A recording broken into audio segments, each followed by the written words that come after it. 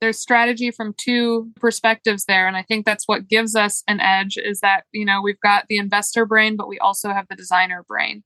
So for us, we're just, we're first hospitality, second investment. And we have just lived and died by that mentality that if we take care of the guest experience, then the ROI will follow. We're batting 100%. Your network is your net worth. Come listen to some of the most successful people I know share invaluable knowledge, stories, and advice in real estate, business, and beyond. This is Weiss Advice. Whether you want to take your business or personal life to the next level, look no further. Welcome back to another episode of Weiss Advice. I'm your host, part-time late night DJ Yona Weiss, on another episode of Weiss Advice. So excited to be here with Sarah Glidewell from the Karwells. And you're living in a car. I mean, I don't know if that's part of it, but not exactly. That I am. You're not wrong. And thank you so much for having me on. That's a pleasure. So you guys, if you're watching this, you can see that she's like in some sort of a bus. She lives in a bus. Sarah, how did you end up living in a bus? This is a story I want our listeners to know. Yes. I mean, it completely relates back to our real estate investing journey. When I first started real estate investing, I'm very, very hands-on. So I really struggled with like automating, delegating, handing things off to other people, trusting that others could do it. And my husband loves old vehicles and loves anything that's like kind of non-traditional, I suppose. And so at the time we had a Volkswagen Vanagon and it was a pop top, slept 4 people, very small though, it's just the size of a typical van. And so when we had built the arbitrage portfolio and I couldn't get my hands out of the mix of things, he was like, Sarah, let's get in the van. Let's do the remote life thing. Like my job's remote. Your job should be remote if you'd let it be. And so we got in the van expecting to be gone a month and ended up never coming back. And so for the last just under 2 years, we've been what we like to call chronically homeless. We have either ended up living in the van for 6 months, and then we've lived in Airbnbs ever since then. Whatever one that we're working at the time, we'll like park the van in the driveway, live in a construction zone. And 2 or 3 months ago, my husband found this bus on Facebook Marketplace. 4 of last year was just awful. There were a lot of things that happened in my personal life and in my professional life that just mentally and emotionally destroyed me in a lot of ways. And so we kept going back to the fact that we were happiest when we were on the road in the van. And so my husband was like, Sarah, I just feel like we need another era on the road. I feel like we need to take a step back. And so I was like, I don't have the capacity to think about a bus right now. Like, this is crazy. Like, why are we adding something onto our already extremely full plates? And one night I was just at my wit's end and I was like, you're right. I don't think we can afford not to buy the school bus. So within 20 minutes, my husband was sending the owner money to stop anyone else from looking at the bus. And then a couple of weeks later, we were all moved in and here we are. So it's a fully functional, livable, converted school bus. That's so cool. Yeah. The owners did a great job. I mean, I'm an interior designer, right? So I definitely am going to be changing some of the finishes and putting my touch on it, but it is fully functional and fully livable. That's so cool. So let's take a few steps back because I just forcefully jumped in on the school bus thing because I just couldn't, I'm staring at it and just can't really get beyond it. So for whatever reason, I mean, you are a designer. You do a lot of short-term rental Airbnb work. How did you get involved in this? And, where has it kind of led you till now? Yeah. So, I mean, Airbnb was, I guess if we want to go all the way back, me and my husband, I was in architecture. My husband had his own insurance agency, and his entire goal when he first started that entire insurance agency was to retire me. And for me, I mean, he's a born and raised Southern gentleman. He's imagining that he's the provider and he's got a stay-at-home wife and that is his responsibility. And although I love him for that, I am not the stay-at-home wife type. That was going to put me in a mental headspace that I did not want to be in. So I made him a deal that if he did want to retire me, then our roles would shift and he would make the money and I would make the money grow. And so that was kind of our, pivot point where it gave me something to chase. And so we started living that way. And at the time I had a 9 to 5. And so we just immediately switched all of our finances to only live on his income and to immediately start trying to grow my income. And so I was in like a little bit of a mental race because I wanted to retire myself before my husband retired me, which I beat him by a couple of months, which was great. That's so cool. Yeah. And so that's kind of what sparked this entire Airbnb journey. But just, me being an interior designer by trade and wanting to find an avenue that kind of fit with my current gifts and talents, and Airbnb was that answer. So here we are. That's so cool. And I've seen, for those of you guys don't know, has an amazing social media presence. And I mentioned the Karwells before. You have a partner who do a lot of Airbnb design and arbitrage and ownership and work and stuff like that. And you've walked through, processes like from beginning to end and every stage and tips along the way. And I've learned a tremendous amount. I mean, you're on the road, but you're able to do it functionally remotely. So how does that work? I mean, a lot of people think Airbnbs, you have to, even though you can do some of this stuff remotely, you have to still be involved, in getting it set up or whatever. Right. Yeah. And that's a big challenge. I mean, again, going back to me not being able to have my hands in it, I am queen of admitting that I am awful at delegating. And it's just because I want things to be a certain standard. And I want, really, if we're looking at a macro level of what my dream is, it's for people to be able to look at a Karwell property and feel like they do when they walk into a Marriott, where they know that they're getting this standard experience that's not going to have missing cups and mismatched furniture and, half effort, I guess, in these properties. And so although we could probably automate it even more, what it looks like now is we have phases that we're boots on the ground and we are really in the trenches putting these properties together alongside of our team. And then when we get burnt out of that, instead of trying to continue to push through it and continue to scale properties, we'll just take a step back, take a beat, enjoy the lifestyle this has allowed us to live and move at more of a sustainable pace, a pace that feels right for us. So when we are not putting together a property, we don't outsource it. We don't ask other people to do it. We just then kind of dive back into the community side of things and the social media side of things and spend our time pouring into other hosts while we have the time and then revert back when we're ready to start another property. Oh, cool. When you say pouring into their hosts, you mean like you're helping with property management or design or other things like that of other people's properties? Yeah. We've switched our offering a few times over the years, especially last year. We've gone through several different phases. But right now we're working on a mentorship that we're offering for people. And we've got a Discord channel that we're low-key starting in a couple of weeks. So we're really trying to build out that community and kind of streamline it. So we've got one place for people to kind of gather and learn behind us. Okay. All right. I mean, that's cool. That really does allow you to open up to, a really new age of customer experience and support, which is that community feeling, really, more than anything else. So that's pretty awesome, taking that. I know there are a lot of other groups that do similar things like Facebook groups and this type of stuff where they're providing so much constant information and interaction, but when you can channel it in a way that you can actually get paid for it as well, along the way, that's really the goal. So take us back a little bit. I mean, you talked about you working the money, right? Making the money work for you and then retiring yourself. Walk me through what does that even mean? I'm just trying to think for myself, how do I do that? And a lot of our listeners also probably think, hey, I want to retire myself. Yeah.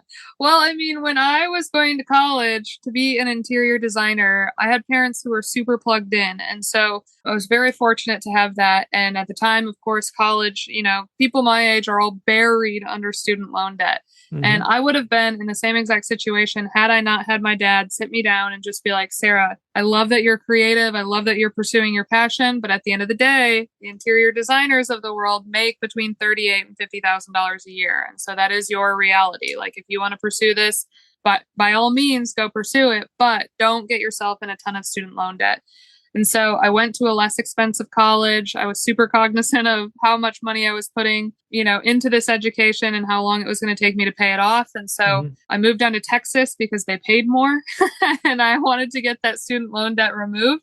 And so I spent a year paying back my student loan debt and then spent a year after that just saving up the money that I had put towards my student loans just in the bank.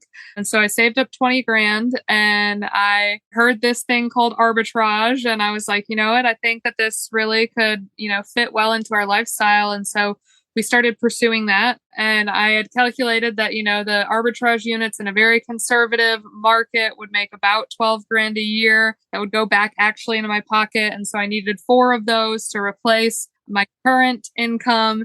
And so we found 4 arbitrage opportunities. I poured all $20,000 into those 4 arbitrage opportunities in March of 2020. And perfect timing. And then a week later, COVID hit, and they were all in downtown Dallas. So they weren't in remote markets. They were in markets that absolutely got hit the hardest. And so I didn't retire myself for a year longer than I thought I was going to retire myself. It was a long game. I basically made no money for an entire year. I just stayed in the black, is what I like to say. It wasn't in the green. It wasn't in the red. It was just basically breaking even every single month.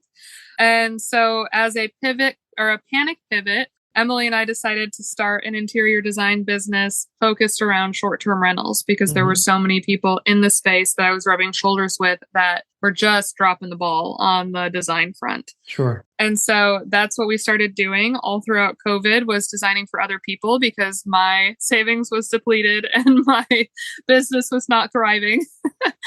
And so in that, we got to learn a lot from other investors. We got to rub shoulders with the right people. We got to learn their tricks of the trade. We got to earn some money, and we got to just kind of, keep everything at bay for a year and really focus on education until we were ready to start reinvesting. And so it was a really hard year, but we came through it. And on the other side of that, once COVID eased up, all of a sudden I was making the money I was anticipating making. I left my 9 to 5 and we haven't looked back. That's awesome. And you're still going strong with those arbitrage properties? Yeah. So out of the arbitrage properties in Texas, we have collapsed a few, but they did their job of earning enough money for us to then pivot into purchasing properties. So last year, we purchased 3 properties in Michigan from the money that we've made from the arbitrage properties and the properties that we started in Michigan. And we are just, again, because we had structured our finances where we're living on my husband's income, we have reinvested 100% of the money that we have earned from Airbnb, which has been the reason we've been able to scale kind of quickly. That's awesome. I mean, and that's really, like you said, reinvesting your earnings is the fastest way to grow and compound that growth, which a lot of people don't think about. People think about numbers and ROI and making those returns. And then you don't even really necessarily plug in like the after-tax benefit as well. But when you're plugging in a lot of tax strategies, as I know you are, it just helps to grow that wealth so much faster. And so talk me through, if you wouldn't mind, I'd love to hear, because you have a different view. I've talked to hundreds of people who invest in Airbnbs and short-term rentals, but you have the design factor in it, which really puts you at a much higher level than the average person. And even more so, I loved how you kind of spoke about earlier, like people walking into a Karwells property, like what you're walking into, having that brand or having that experience, which I think is the key to successful short-term rental properties, is the experience. So talk me through from a design perspective, because I don't know much about design, to be honest. I mean, you can see my plain brick wall over here. It's actually a virtual screen, so you don't even know what's behind me. But talk me through how that puts you at an advantage and what that means when you talk about like the branding of your properties. Yeah. Oh, yeah. You're talking about the most passionate portion. That's what I want to hear. Yeah. So, I mean, when we pivoted to designing for other people, we didn't understand the impact design and amenities was going to have on our clients' ROIs. Like, we just love design, right? That was our gifts and talents. And we were trying to not sink the other business. But what we did do that was incredibly beneficial was we asked our clients to give us the numbers from before we design and give us the numbers after we design, because a lot of the clients we were working with were having facelifts on existing properties. And so what we started learning really quickly was that once we were through with the design and we were making these units that were much more bold, much more thoughtful, much more experience-based, they were seeing anywhere from a 30 to 50% increase in their overall profitability. And so for us, we really didn't understand how to sell ourselves before we had those numbers. But after we had those numbers, it put us in a position where we could talk to investors in the way that they understood best. And so for us, it was just passion, but we really had to learn how to sell ourselves to an investor, because typically with interior design, you're selling yourself to the wife and it's an emotional decision, and they want a space that looks beautiful, that makes them feel a certain type of way in their own home. And so you're playing on their emotions, and that is not the case with investors, right? Investors are 100% numbers driven. It has to make sense. It has to be worth their time and their money. Mm-hmm. And so we, have just kind of pushed that barrier because, as you know, and being in this industry for a minute, the standard of design has gotten higher and higher and higher. But 2 years ago, even, you could throw a $300 futon in a unit and you could be turning crazy profit. And so it didn't give investors any motivation to push that barrier at all. They were like, this is cheap, easy, quick, like we're moving on. But we did have a couple investors that were willing to take the gamble on us. And so the second we started pushing that barrier, ever since then, we've been continuing to push it. And we've just seen it every single time make a huge impact. So for us, when we think about it, we're thinking about high touch point areas for the guest. We are thinking about, if we are the guest and we are in this property, what portions of this property are we going to be using the most? What's going to make the biggest impact on our overall experience in there? And how do we still pay attention to where those investors' dollars are being spent? Because at the end of the day, just because it looks pretty does not mean it has an ROI attached to it. Right. So there's strategy from two perspectives there. And I think that's what gives us an edge, is that, we've got the investor brain, but we also have the designer brain. So for us, we're just, we're first hospitality, second investment. And we have just lived and died by that mentality that if we take care of the guest experience, then the ROI will follow. We're batting 100%. There you go. That's excellent numbers there. And the properties that you mentioned, the first ones you were doing with the arbitrage were in kind of centralized locations, Dallas metro area, which is not a vacation, area per se. But in Michigan, where you have the investment properties, are those vacation areas, or are they just kind of short-term? Like, normally, I don't know anything about Michigan short-term rental market. Yeah. I always tell people I'm a bad investor. I go against all the investor standards. For me, there's no reason why these properties on paper should have been great investments. All three of the properties that we've pursued in Michigan did not comp well on AirDNA. They did not pull numbers that were glamorous by any stretch of the imagination. But I was looking for, one, did they have decent occupancy? And two, is there big room for improvement with what's existing on the market currently? And so when we walk into a market, all three of the markets that we've walked into in Michigan, we have not had comps that are apples to apples, right? It's like you're looking at something that's done pretty poorly and you have to feel like they're doing pretty well for the level that they're competing at. Right. So they're very off the beaten path. They're very, one stoplight towns. They're not vacation destinations. They're not tourist destinations. But what we found so far is that people really are coming for the experience of the house itself, not for the experience of where the house is located. And so we have, against all odds, had great success in those areas because we're making six figures on these properties that are pulling like $50,000 a year on AirDNA. That's crazy. That's awesome. But it really does speak to you. You talk about not doing it right on paper or not, but in the truth, being an investor means knowing something that other people don't know, or seeing something when you're talking about adding value that others may not see. And when you see an opportunity for a property that can be brought to a much higher standard and bring in more than what's out there on the market comps, that to me is a good investment. That's actually a really good investment because you're seeing it in a different light than other people see it. Like similar to if a person, buys a retail, shopping center and it comps, average with everyone else, but they know that there's a specific tenant that they could bring in that could blow up the numbers that no one else had thought about before. And so it really just speaks to your investor, I guess, mindset and knowledge base. And so it really makes you actually a much more smarter and savvy investor. Well, thank you. Some people will look at it and they're like, we're not following her. And then other people are like, wait a minute, she's onto something. So yeah, it's been a really fun journey. It has been high risk, high reward, but we're super proud of what we've built in Michigan, and we're super, happy with how people are enjoying the space. So yeah, we're going to keep rocking and rolling that way, even if it doesn't pencil on paper. And you keep buying. Is that the goal, to keep buying, investing, finding more deals, finding more properties that pencil out? Yeah, absolutely. I think, both my husband and I and my business partner and I, all of us are very passionate about the Michigan market. We feel like, Michigan is an underrated state. And right now on the market, as a young person who appreciates aesthetic, when I look at the opportunity for travel in Michigan, I'm always stuck with things that look like grandma's house. And no offense to grandma's house, I just I don't get excited about staying at grandma's house. I don't want to take an Instagram picture in there. I don't want to come back to the place. I don't want to brag to my friends about the place that I stayed at. So really, truly, we were taking what we were looking for ourselves in a market and creating it ourselves, and then finding people who also had that same need. Yeah. And it's a huge market. I think the millennial Airbnb, if that's a proper term, right?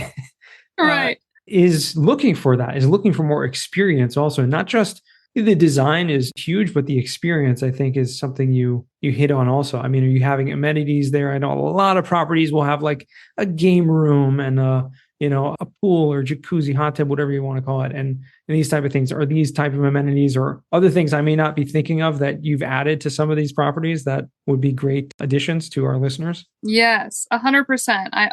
When I talk about Airbnbs, I always say the biggest impact on your ROI is both design and amenities, which your amenities really are part of your design if you've got a good designer. But we have to specify that, right? Because it's not just aesthetic, it's experience. And so for us, in the Michigan market, it's like nobody wants to invest in a hot tub. And so in all three of the markets that we entered, literally zero hosts had hot tubs. And so we had no data proving that a hot tub was going to make a big increase on the overall ROI. But we added hot tubs to all of our markets, and our occupancy is like 30 to 40% higher in the winter than any of our competition.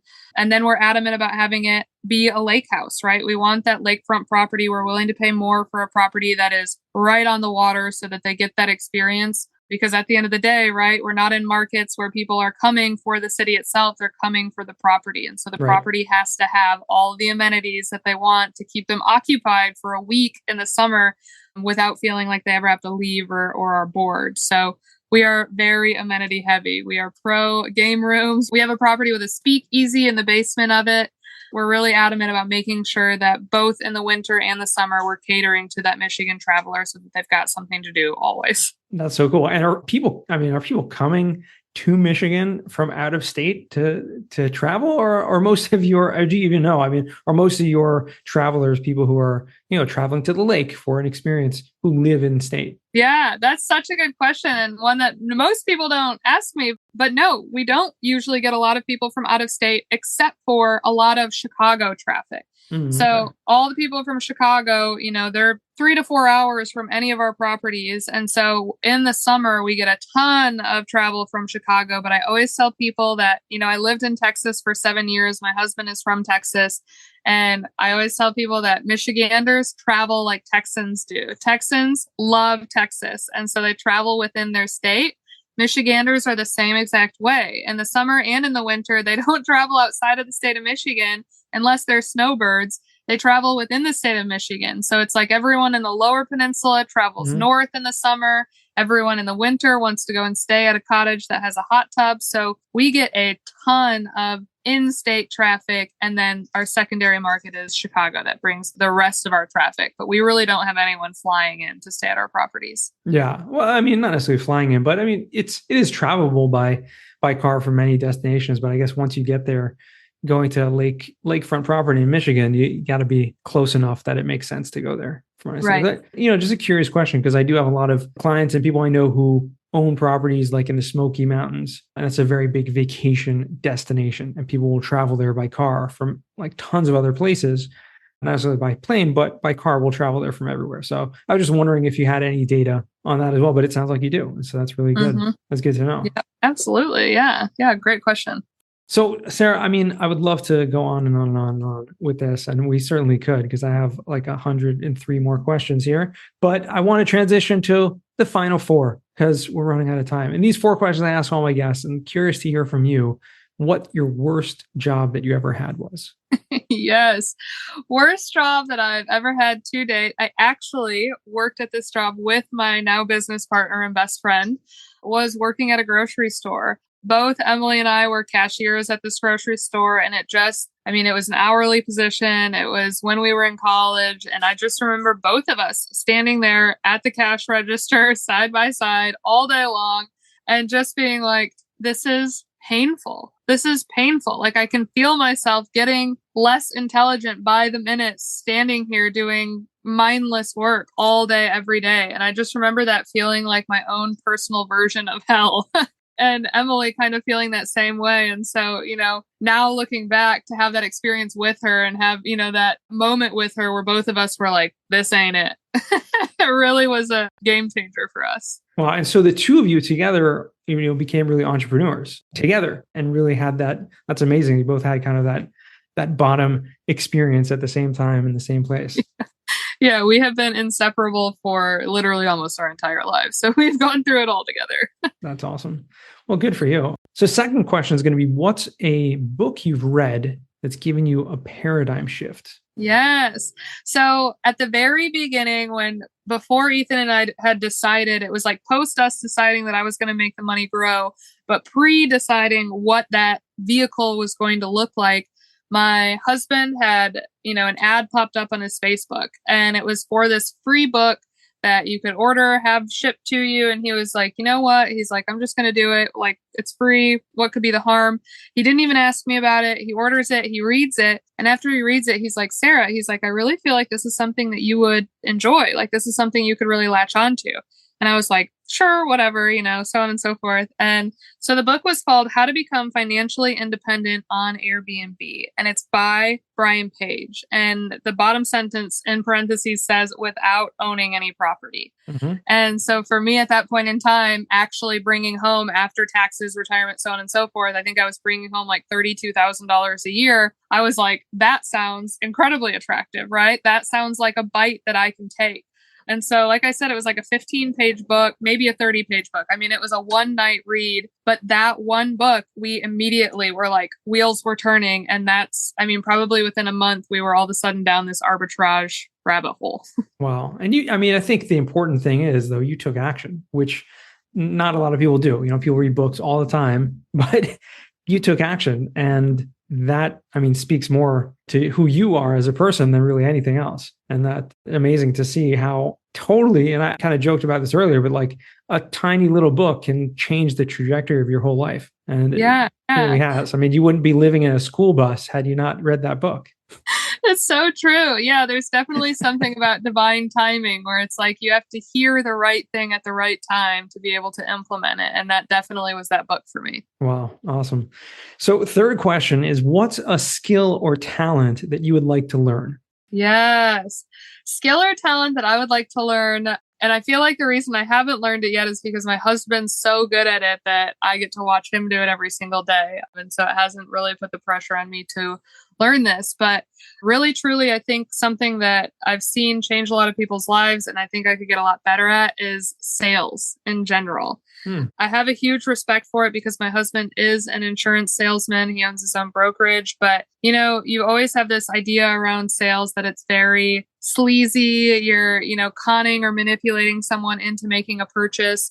But I've just watched my husband in particular be very intentional with the words that he uses, with making sure that he prioritizes the person that he's helping, and really watching people's mannerisms, their body language, really understanding kind of the nonverbal cues that people are giving you all the time. And he uses those skills every single day outside of his sales, just in communicating with people in general and how he presents himself to the world, how other people are presenting themselves to the world and how that speaks about them. And so that whole side of things, I have a huge admiration for, but I've never really dove in and mastered it myself. So that's definitely something on my radar that I want to get better at. Well, there you go. And the truth is everyone really is in sales, whatever you do, to a certain extent. So it's just really mastering certain skills. And there are so many different ways to do it and go about it. And one thing that I think you're already doing, you're excellent at, which is just sharing your experience and sharing your journey, like what you're doing. Like when you're walking through a property, you're like, hey, this is what we're going to do here. And that's education, right? And education is actually probably the best skill when it comes to sales, because for a lot of people, they don't even know what they don't know. And they don't know that they need this service or product or something or whatever it is. But if you can educate them on it, then it's really easy to then show them, hey, this can benefit you. And so I think you're already naturally good at that. So I wouldn't necessarily try to pivot too far from that approach. Well, thank you. I appreciate that. It's always good to hear an outsider's perspective. It's true. I mean, it is. So keep doing it. And now you just got to figure out how to, maybe, turn it or pivot it into a sale of some sort if you are selling something. But the fourth and final question, which is, what does success mean to you? Yes. That one, when you were bringing these up earlier, I was like, this one's such an easy one for me to answer. For me, I feel like it might look, I feel like it might look a little bit different from other investors, but really it is that freedom of time and freedom of placement, really freedom of location. Now that we've shown our skill set, we have investors that are lining up to give us money, and we have a lot of people that want our attention and want our time. And, coming from a place of like not having any investors, any experience, any money, to now having investors that are willing to hand us six figures and all we have to do is move forward on it. It's been a real shift in mentality, because I was, in a state of money desperation to a certain degree, to now having money abundance and having to say no to things that before I would have absolutely killed for. Mm-hmm. And so we've had to get really clear over the last 6 months on what success looks like for us to make sure that we are staying true to that. And so for me, I am just happy as a clam living in a bus in Florida, parked in Walmart parking lots or in campgrounds or whatever the case may be, and having, the freedom to like only work a half a day if I want to on a Monday, and having the freedom to take a week off if I want to, or have a mother-daughter day while she's being a snowbird down here, or whatever the case may be. It's just really prioritizing that time that we have that's so valuable, that doesn't need to get wrapped up in work 100% of the time. I'm never going to preach about wanting to be a gazillionaire in the real estate world. Like, I do not want to be a Grant Cardone. That is not my idea of success. More power to the people that it is. But for me, it's living a slower, more sustainable, more fulfilled life, and making sure that I'm keeping the priorities, that money is a tool that I use to live my life better, not that, my life is revolving around this thing. So yeah, that's kind of my perspective. Love that. That's awesome. And I'm so glad that you have, not a lot of people think about it too much or are too intentional about it. And they have a kind of a definition maybe they've read about or they've heard about, but it sounds like you've really taken the time to, introspect on it and understand it and know what it is that you're doing in life and what you're trying to do. So good for you. I appreciate that. Thanks so much for joining us. Lastly, where can our listeners find you or reach out to you? Yes. So all of the listeners can find me or find Emily and I at the Karwells on all social media channels. So it's at TheKarwells. It is mine and my business partner's last names combined, but we are teaching all things Airbnb over on those channels. So you can follow us in our projects that we're working on, and we really try and peel back the curtain for all of our listeners, all of our viewers, to make sure that they really understand what they're getting into if they get into Airbnb. Well, awesome. Well, thank you again. It's really been awesome. This has learned a ton, and I'm sure our listeners have too. So I appreciate you taking the time. Well, thank you so much. And thanks for having me on. This has been a blast. My pleasure. And to our listeners, thank you guys for joining all the way once again, all the way to the end. Wow. Kudos to you. And remember, the best advice comes only when you ask. Real quick, I have one question for you. Did you like this episode? If you did, I want to ask you a huge favor. See, the biggest thing that helps this podcast grow and that will spread this message to the whole world is that if you leave a review, a rating, and subscribe to the podcast. What that does is it basically tells the platforms that this podcast is out on is that you like my stuff and I'm doing something right. So take a few seconds out of your day, hit that subscribe button, leave a rating or review. I would be extremely grateful. Also, I want to hear from you guys. So I want to hear some feedback. If you have any questions for future episodes, please find me on LinkedIn. Send me a DM, connection request, Yona Weiss, and I'd love to hear from you.